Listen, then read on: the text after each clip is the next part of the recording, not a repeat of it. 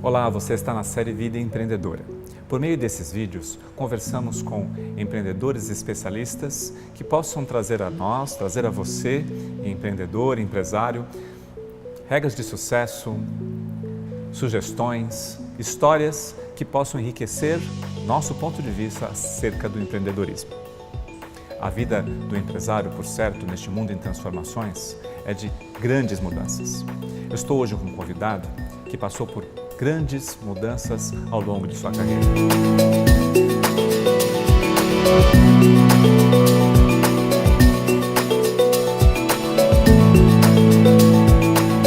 Eu estou hoje com Mário Ernesto Júnior, segundo secretário do PNBE, consultor de empresas, empresários de muitos anos de sucesso, que vai trazer a você uma história que com certeza enriquecerá seu ponto de vista sobre empreendedorismo. Muito obrigado, Mário, por estar aqui nessa entrevista do Vida Empreendedora, parceria que você ajudou a construir, que está nos apoiando muito nessa parceria entre a FECAP e o PNBE. Muito obrigado pela sua presença. Muito obrigado a você. Espero que possa trazer alguma contribuição relevante para o empreendedor que está nos ouvindo. Queria pedir a você, Mário, que se você pudesse dar uma síntese um pouco da sua história, porque é exatamente nessa trajetória que vai morar um pouco a nossa conversa de hoje, como a gente pode enriquecer a visão do nosso espectador, de todos nós aqui, a partir dessa história riquíssima que você tem em empreendedorismo. Conte um pouquinho dela. Eu tenho uma vida bastante modificada ao longo do tempo na área de empreendedorismo. Eu fui, durante uma parte do meu tempo, empregado. 25% mais ou menos do meu tempo de trabalho foi como funcionário de empresa, né? Diretor ou funcionário de empresa. Os outros 75% foi como empreendedor. Mas foi uma coisa que veio em pedaços. Então eu comecei como empregado, virei empreendedor, depois voltei a ser empregado, depois voltei a ser empreendedor, depois voltei a ser empregado e assim foi. Com isso eu tive uma experiência com 10 empresas diferentes. Como você mencionou, eu comecei meu primeiro empreendimento como industrial, eu sou químico formado pela USP e montei uma pequena indústria química, algo que hoje me parece inviável dentro da situação que o mundo está. É uma pequena indústria química, como eu comecei, que tinha 25 metros quadrados, era uma garagem que nós alugamos, que fazia alguns produtos para a indústria metalúrgica, especialmente óleos solúveis e protetores contra a corrosão. Eu acho que isso hoje não cabe, né? Esse mercado hoje está dominado por grandes empresas, a gente não teria essa oportunidade. E a última empresa que eu montei, que é a que eu tenho atualmente, é uma empresa de comunicação. Então eu transitei do setor industrial para o setor de serviços. Nesse meio tempo eu também fui professor. Eu fui professor de Química Tecnológica e Química Industrial em 3 faculdades e também fui professor de Marketing Industrial. Então foi uma vida bastante diversificada.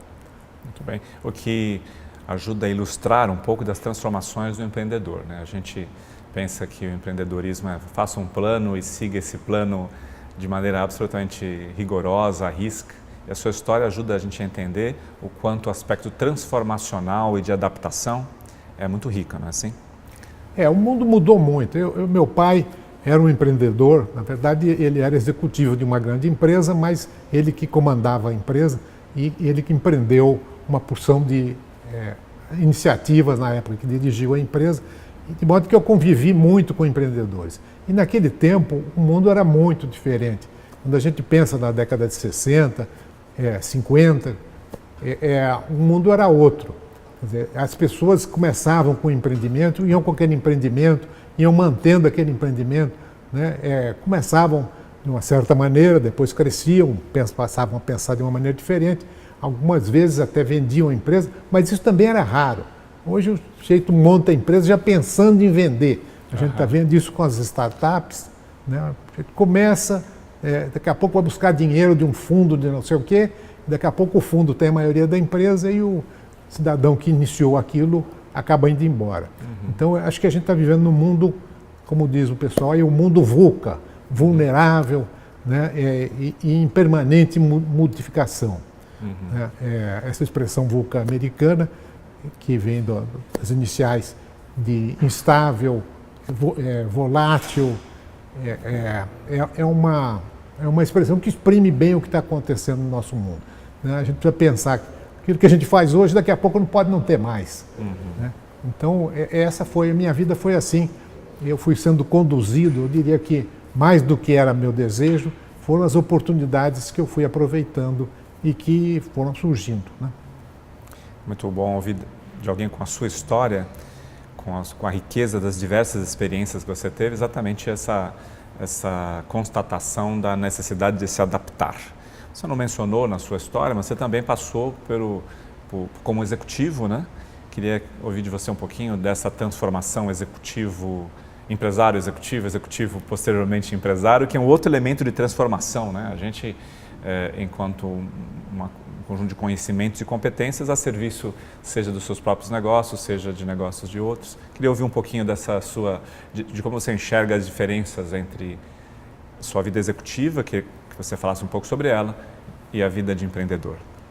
Acho que uma coisa veio na sequência da outra. Eu comecei na indústria química como empregado, né? Eu fazia pesquisa química de desenvolvimento de novos produtos e daí saí para montar a minha empresa que fazia produtos que eu mesmo desenvolvi. Então a experiência como executivo me ajudou a desenvolver novos produtos. Depois eu fui para a Editora Abril, na época a Editora Abril tinha revistas técnicas, eu fui dirigir uma revista chamada Química e Derivados, aproveitando minha experiência de químico. Da Química e Derivados eu acabei virando diretor da Abril e com a experiência adquirida no setor editorial eu montei uma editora e depois acabou ficando com a Editora Abril que se interessou pelo negócio. Aí fui dirigir um jornal aproveitando a experiência de editor. Então, depois, com a experiência que eu tive no jornal, eu acabei indo para uma empresa grande, a BASF, uma empresa química, aproveitando minha experiência como químico e como comunicador. E cuidei da parte de relações institucionais da BASF durante anos. Saí da BASF com uma experiência acrescida. Acho que é muito importante a gente ter uma experiência numa multinacional. Eles sabem coisas que a gente ainda está aprendendo porque os países mais desenvolvidos andam mais depressa do que a gente. A gente está indo lá meio devagarzinho, que nem a tartaruga, enquanto a lebre está correndo. De repente a tartaruga chega antes, mas eles têm o que ensinar para a gente. Claro. O que eu aprendi, eu montei a minha empresa, que tem 35 anos de funcionamento, que hoje é mais um escritório de consultoria do que uma empresa, mas já foi uma empresa relevante no mercado, com bastante funcionários. Olha só, então essa história parece que enriquece um pouco o nosso entendimento sobre essa história do empreendedorismo brasileiro ao longo das últimas décadas. Você começou como industrial e era o Brasil industrial, e hoje você é fundamentalmente um trabalhador do conhecimento, trazendo consultoria, serviços de altíssimo valor agregado, no sentido do conhecimento, né? E passando pela indústria editorial, que também se transformou radicalmente nos últimos anos, que também você demonstrou adaptação a esse universo. Muito rica realmente a sua história. Queria ouvir de você, Mário, acerca de percalços. Essa série Vida Empreendedora, você mesmo ajudou muito a concebê-la no PNBE, visa a trazer para este público que a gente fale um pouco da verdade dos fatos, não romancear o mundo do empreendedorismo como se fosse tudo uma maravilha, lindas ideias. Eu queria ouvir de você quais são as pedras que você encontrou e como é que foi isso? Como é que é essa experiência desses obstáculos? Hoje minha principal atividade de consultoria é em 3 segmentos, na área de comunicação, na área de gestão de crises e na área de ética organizacional. As 3 derivaram das minhas experiências, né? A questão da ética, por exemplo, quando eu comecei na minha pequena empresa, na indústria química, logo em seguida eu tive um problema de corrupção. Quer dizer, os compradores dos nossos produtos queriam propina porque eles recebiam propina do outro. E aí, isso aí já foi um primeiro choque para quem era recém-formado, quer dizer, poucos anos de experiência, de repente descobri que o mercado funciona com esse propinoduto, né? A propina não existe só na área de governo, também existe na área privada. Sem dúvida. Depois, uma segunda experiência, o segundo percalço foi importante na minha vida, é o problema da fiscalização. Você recebe visita de fiscais que também querem propina. Eu não estou dizendo que todos os fiscais queiram, mas é muito comum. Quando montei a editora, para obter o alvará, eu tive um sufoco, porque o fiscal ia lá e pedia que a rua era muito estreita, não podia ter escritório. Eu mostrei que não era assim. Aí a escada era estreita, também não podia ter gente no segundo andar. Aí o banheiro de mulher tinha que ser diferente do banheiro de homem. Enfim, eles ficavam criando dificuldade. Eu fui perguntar nos vizinhos, aí como é que é essa história?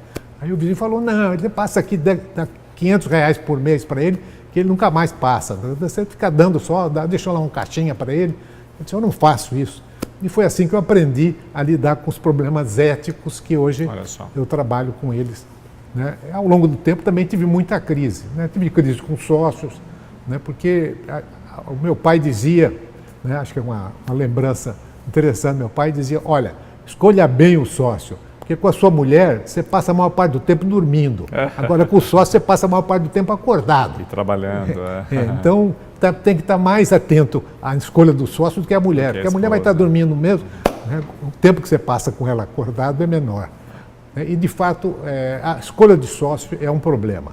A gente precisa escolher bem gente que tenha a mesma visão de mundo, né? Gente que possa complementar você, mas que tenha uma mesma perspectiva. Porque a gente faz a vida com propósitos. O que você quer fazer da vida? O meu propósito sempre foi ajudar a melhorar o setor empresarial. Não sei se eu consegui alguma coisa, mas fiz isso também com uma participação em entidades, como é o caso do PNBE. Sempre participei de entidades, acho que é muito importante para o empresário participar de entidades, porque a entidade dá uma outra visão, uma visão mais ampla, uma visão social, uma visão do mundo dos negócios mais global. Mais uma vez, uma história rica, porque demonstra a perspectiva do propósito do empreendedorismo. Você mesmo usou esse termo, é o que a gente fala muito hoje, porque o propósito une pessoas, o propósito dá engajamento de indivíduos, não é assim? O propósito faz com que a gente chegue no final da nossa vida e no final de certos períodos dela, tendo a consciência de que fez um papel importante, né? E a sua história, mais uma vez, registra isso. Gostaria que você falasse um pouquinho mais, né?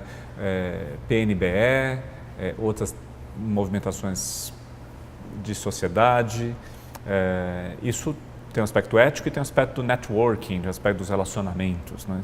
Como é que você enxerga? Eu sempre participei de movimentos.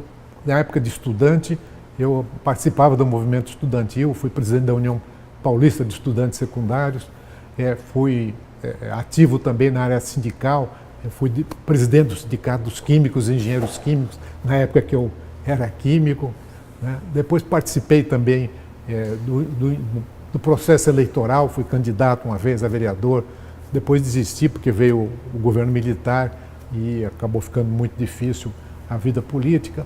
Mas depois, quando eu montei a minha empresa, a CLA, eu fui presidente, durante um período eu fui presidente da Associação Brasileira de Empresas de Relações Públicas, que hoje não existe mais, foi substituída por uma outra entidade mais abrangente.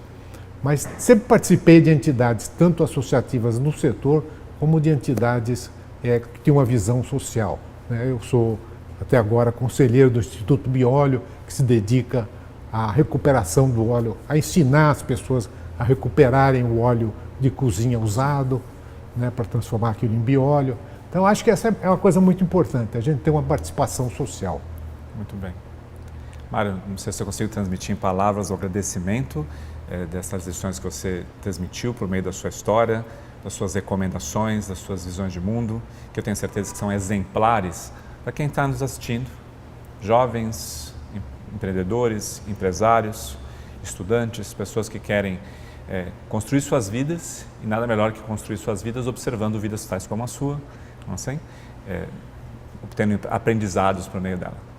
Queria lhe pedir uma palavra final, se você quer deixar um registro final para quem está nos ouvindo, para esse empreendedor, para esse aluno, para esse estudante, o que você sintetizaria? Acho que o principal na vida do empreendedor é você ter a consciência de que você está colaborando para o desenvolvimento da sociedade. Quer dizer, você ter esse propósito, não pensar que você vai ficar rico com isso, pode até ficar, mas esse não deve ser o foco. O foco deve ser ajudar o mundo em que vivemos a ficar melhor. Muito obrigado. Muito obrigado a você também por estar conosco no Vida Empreendedora. Continue acompanhando esse conjunto de vídeos que sempre trará a você experiências tais como nós tivemos hoje, que tenho certeza enriquecerá nossas visões sobre esse universo tão rico do empreendedorismo. Muito obrigado.